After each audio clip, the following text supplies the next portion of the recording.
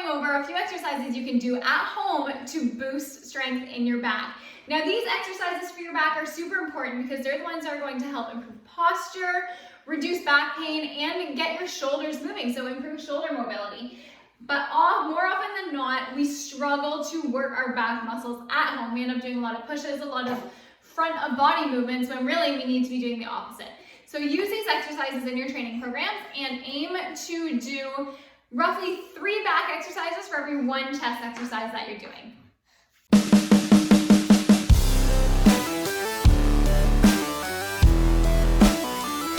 Bent over rows. So any kind of rows are good rows, whether they are with a band, dumbbells, landmine rows, any kind of rowing you can do is going to be amazing for your back. You really want to make sure when you are doing your rows, whether they are seated or bent over, that you are moving through your back muscles and pulling with your back muscles. So what I mean by this is a lot of times when people are rowing, they focus a lot on the bicep portion, so the elbow flexion. When what we really want to do is make sure those shoulders are actually moving back without tipping forward. So if you're performing your row, from the back here, your shoulder blades should be moving, they should be pinching together as your elbows drive back and a little bit in. This motion isn't going to work your back. Move your shoulders, really, really pinch between the shoulder blades. So bent over rows, seated rows, high rows, any of those are going to be amazing to train your back. Next up is a mini loop archer row. So grabbing your mini loop, you do want to hold the band in one arm, keep that arm straight, and your other arm is going to pull back as if you were pulling a bow and arrow. Now, like any other back exercise, you want to make sure that that shoulder isn't tipping forward, so you don't want it to round forward, and you also want to make sure that you're not just doing a bicep curl, we're not just working with elbow flexion, that we actually want to move through our back muscles in order to really, really engage. So looking at the back view here, you're pulling with your back muscles. Your shoulder blades should move. This is a really great exercise to train unilaterally and correct any imbalances as well as boost strength.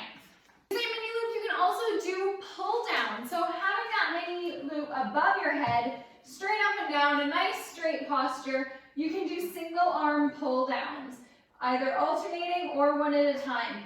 The trick is to make sure that that shoulder blade actually comes down on your back and you're tucking your elbow almost to the opposite back pocket in order to really engage your back muscles. Again, a great way to train a little bit more unilaterally and really, really boost strength in your back.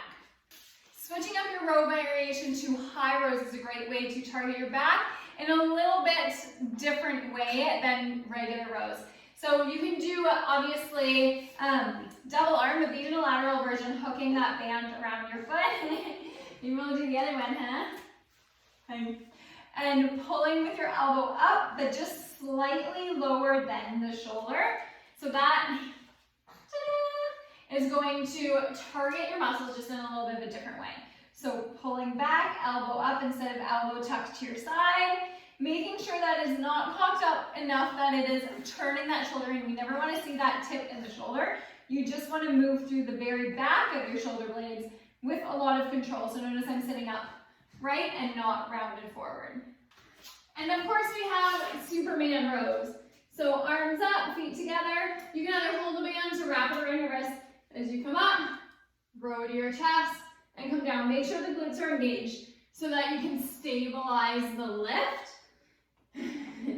Up, using your back muscles, make sure the shoulder blades come down on your back, and pull. A great way to target the entire posterior chain is with those Superman rows.